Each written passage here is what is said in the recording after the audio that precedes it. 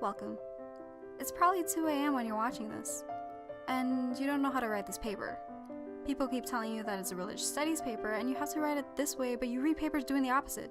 Your mind is going all over the place and you can't breathe because you don't even know how to start this paper. Well, don't worry. Maya and Maya are here to help. Before you start, you should probably know the difference between religious papers and religious studies papers. A religious paper approaches religious matters from an existing faith or a faith-based perspective, while a religious studies paper approaches religious matters from a secular perspective. Religious studies is a field that handles history, anthropology, and literary works. And remember that religious studies is interdisciplinary. It can get very intimidating wondering what kind of paper to work at, but first, the basic features. Every paper that you write for religious studies must have a thesis statement, which is a statement or theory that is put forth as a premise to be maintained or proved. Figuring out what thesis you'll be writing on is the most difficult part of the writing process for some. But remember that you should aim your thesis to be original, arguable, and interesting. So find something that piques your interest.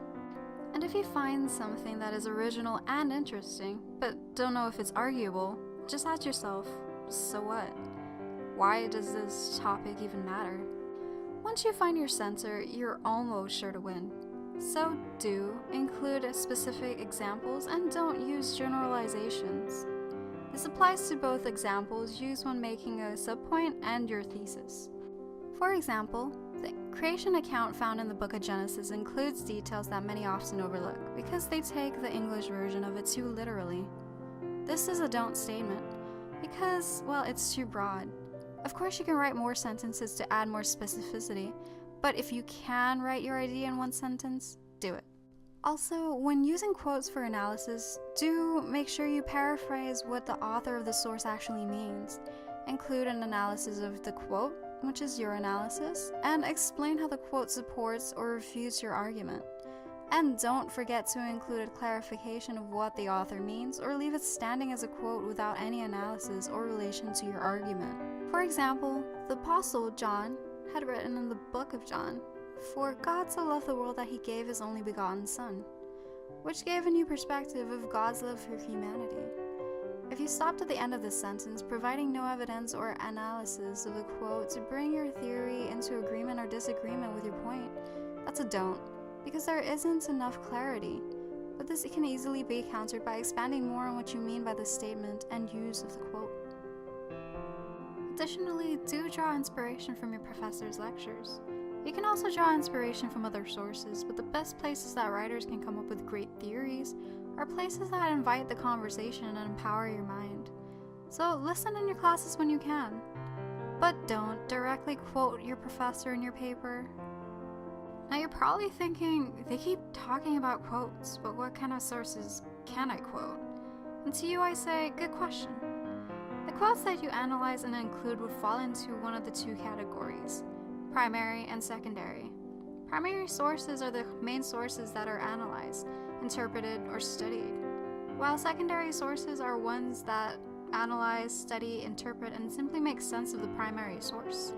To put it simply, if you're writing an analysis of a Bible verse, your primary source is the Bible, and if you include other opinions on that Bible verse, those other opinions are secondary sources.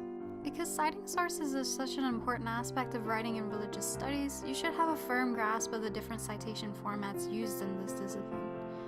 These formats are usually one of the three: APA, Chicago, and MLA. Refer to your professor for his or her preferred format, or choose one that best suits your topic. And please refer to the description box for links on the following citation formats. As for the types of papers you can expect to write, again, we should remember that we'll be writing different types of papers all within the realm of religious studies.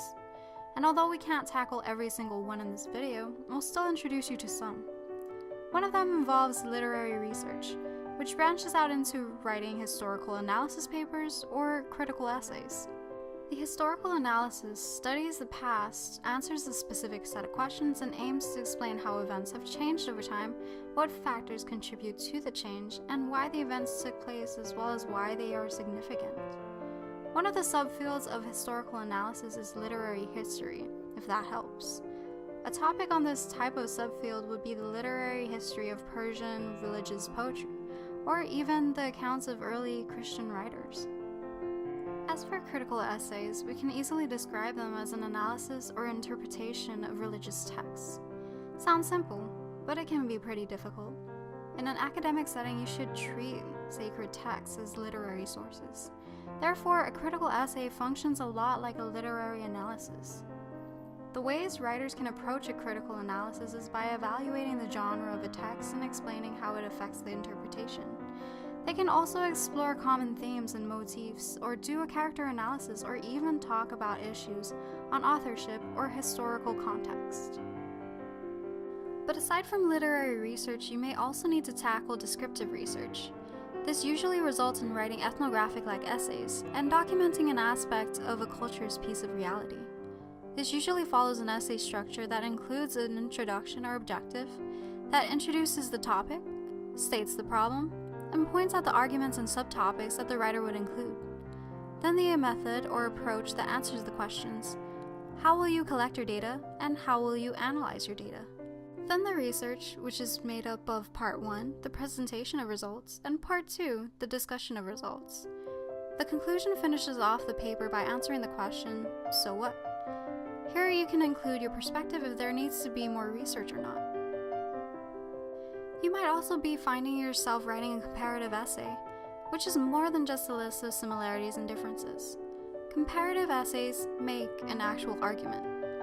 The 3 requirements of every comparative essay is to have a narrow and focused topic, have rationale for the comparison itself, and a way that ties the 2 or more subjects into a theoretical point or issue. But wait, back up. What does have rationale for the comparison itself mean? Well, ask yourself, what knowledge can be gained from this comparison? What can you learn from comparing the 2 that they can't learn otherwise? And how does comparing the 2 highlight elements that are overlooked in either of the subjects? And well, that's all we have for today. Hopefully the information here helped you out. Thanks everyone, and don't forget to like and subscribe.